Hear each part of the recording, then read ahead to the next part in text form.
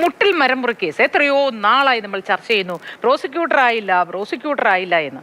മുട്ടിൽ മരമുറി കേസിൽ പ്രതികൾക്ക് വനം വകുപ്പിന്റെ സഹായം കേസിൽ AG ഓഫീസ് തുടർച്ചയായി ആവശ്യപ്പെട്ടിട്ടും DFO വിവരങ്ങൾ നൽകിയില്ല. പ്രോസിക്യൂഷൻ വാദം ദുർബലമായതോടെ ഈട്ടിത്തടികൾ ലേലം ചെയ്യാനുള്ള നടപടികൾക്ക് ഹൈക്കോടതി സ്റ്റേ അനുവദിക്കുകയായിരുന്നു. അന്വേഷണ സംഘം ശുപാർശ നൽകി 1 വർഷം കഴിഞ്ഞിട്ടും മുട്ടിൽ കേസിൽ പബ്ലിക് പ്രോസിക്യൂട്ടറെ ഇതുവരെയായും നിയമിച്ചിട്ടില്ല. വിവരങ്ങളുമായി കമൽ ചേരുന്നു. Kamal, good morning. മുട്ടിൽ മരമുറി കേസ് ചർച്ച ചെയ്യാൻ തുടങ്ങിയിട്ട് നാളേറെയായി. എല്ലാവിധ സഹായങ്ങളും ഈ കേസുമായി ബന്ധപ്പെട്ട പ്രതികൾക്ക് ലഭ്യമായി എന്നാണ് നമുക്ക് മനസ്സിലാക്കേണ്ടത്.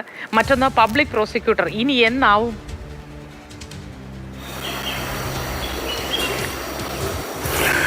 മോത്തി, ഈ മുട്ടിൽ മരമുറി കേസ് പുറത്തു വന്ന് കേസെടുത്തപ്പോൾ തന്നെ ഈ പ്രതികൾ ആൻഡോ അഗസ്റ്റിൻ, റോജി അഗസ്റ്റിൻ തുടങ്ങിയവർ മുറിച്ച് കടത്തിയ 100-ലധികം ഈട്ടിത്തടികൾ വനം വകുപ്പ് കണ്ടുകെട്ടിയിരുന്നു. അത് ലേലം ചെയ്യാനുള്ള നടപടികളും തുടങ്ങി. അപ്പോഴാണ് പ്രതികൾ വയനാട് ജില്ലാ കോടതിയിൽ വനം വകുപ്പിനെതിരെ അപ്പീൽ നൽകുന്നത്. പക്ഷേ ജില്ലാ കോടതി അതിരൂക്ഷമായ ഭാഷയിലാണ് അതിന്റെ വിധി പുറപ്പെടുവിച്ചത്. ഇത് തങ്ങളുടേതാണെന്ന് തെളിയിക്കാൻ ഒരു കീറക്കടലാസ് പോലും പ്രതികൾക്ക് ഹാജരാക്കാൻ കഴിഞ്ഞില്ല എന്ന് പറഞ്ഞുകൊണ്ട് പ്രതികളുടെ വാദം കോടതി തള്ളി. തടികൾ സർക്കാരിന്റെ എന്ന നിലപാടെടുത്തു. അന്നത്തെ വയനാട് ജില്ലാ ഗവൺമെന്റ് പ്ലീഡറുടെയും ആ സമയങ്ങളിലൊക്കെ ഉണ്ടായിരുന്ന വനംവകുപ്പ് ഉദ്യോഗസ്ഥരുടെയും കർശനമായ നിലപാട് കൂടിയാണ് ഇങ്ങനെ ഒരു വിധിക്ക് കാരണമായത്. വിധി വന്നതോടെ തടികൾ ലേലം ചെയ്യാനുള്ള നടപടികളുമായി വനംവകുപ്പ് മുന്നോട്ട് പോവുകയായിരുന്നു. അപ്പോഴാണ് ആ വിധിക്കെതിരെ പ്രതികൾ ഹൈക്കോടതിയെ സമീപിക്കുന്നത്.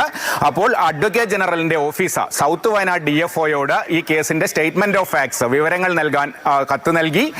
വിവരങ്ങൾ ലഭിക്കാത്തതിനെ തുടർന്ന് ഒരു റിമൈൻഡറും അയച്ചു. പക്ഷേ ഈ വിവരങ്ങൾ ലഭ്യമാക്കാൻ സൗത്ത് വയനാട് DFO തയ്യാറായില്ല. അങ്ങനെ കഴിഞ്ഞ 22-ന് ഹൈക്കോടതി പ്രതികൾക്ക് അനുകൂലമായി സ്റ്റേ നൽകി. പ്രോസിക്യൂഷന്റെ വാദങ്ങൾ ദുർബലമായി. കാരണം പുതിയ ഗവൺമെന്റ് പ്ലീഡർമാരൊക്കെയാണ്. അവർക്ക് ഈ കേസിന്റെ വിവരങ്ങൾ വനംവകുപ്പിൽ നിന്ന് ലഭിച്ചാൽ മാത്രമേ കൃത്യമായ വാദമുഖങ്ങൾ ഉയർത്താൻ കഴിയുള്ളൂ. അങ്ങനെ കേസിൽ പ്രതികൾക്ക് അനുകൂലമായി സ്റ്റേ ഉണ്ടായി. കഴിഞ്ഞ LDF സർക്കാരിന്റെ കാലത്ത് ഈ കേസ് വിവാദമായപ്പോൾ ഡയറക്ടർ ജനറൽ ഓഫ് പ്രോസിക്യൂഷൻ നേരിട്ടൊക്കെ ഹൈക്കോടതിയിൽ ഹാജരായിരുന്നു. പിന്നീട് മാധ്യമ ശ്രദ്ധ മാറിയപ്പോൾ പലപ്പോഴും ഗവൺമെന്റ് പ്ലീഡർമാർ ഹാജരാവുകയും പലരുടെ ഭാഗത്തു നിന്നും, ഉദ്യോഗസ്ഥരുടെ ഭാഗത്തു നിന്നും, അഡ്വക്കേറ്റ്സിന്റെ ഭാഗത്തു നിന്നൊക്കെ ഇവർക്ക് അനുകൂലമായ നിലപാടുകൾ ഉണ്ടായതായൊക്കെ ആരോപണം ഉയർന്നിരുന്നു.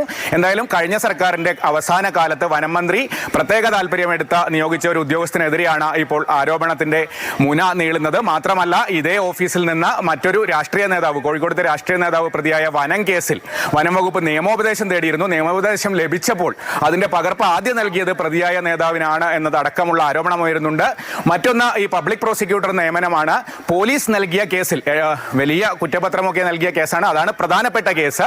അതിൽ ഒരു പബ്ലിക് പ്രോസിക്യൂട്ടറെ നിയമിക്കണമെന്നാവശ്യപ്പെട്ട് അന്വേഷണ ഉദ്യോഗസ്ഥനായ DYSP VV ബെന്നി കഴിഞ്ഞ സർക്കാരിന് കത്ത് നൽകിയിരുന്നു. 3 അഭിഭാഷകരുടെ പാനലും നൽകിയിരുന്നു. പക്ഷേ പുതിയ സർക്കാർ വന്നിട്ടും, കഴിഞ്ഞ സർക്കാരിനെതിരെ അതിന് ആരോപണം ഉയർന്നതാണ്. പക്ഷേ പുതിയ സർക്കാർ വന്നിട്ടും പ്രോസിക്യൂട്ടറെ നിയമിച്ചിട്ടില്ല. എന്തായാലും ഇപ്പോൾ ഈ കേസിൽ തിരിച്ചടിയൊക്കെ ഉണ്ടായിരിക്കുന്നത് മുഖ്യമന്ത്രിയുടെ ഓഫീസ് അടക്കം വളരെ ഗൗരവമായി എടുത്തിരിക്കുന്നു എന്ന വിവരമാണ് ലഭിക്കുന്നത്. മോദി.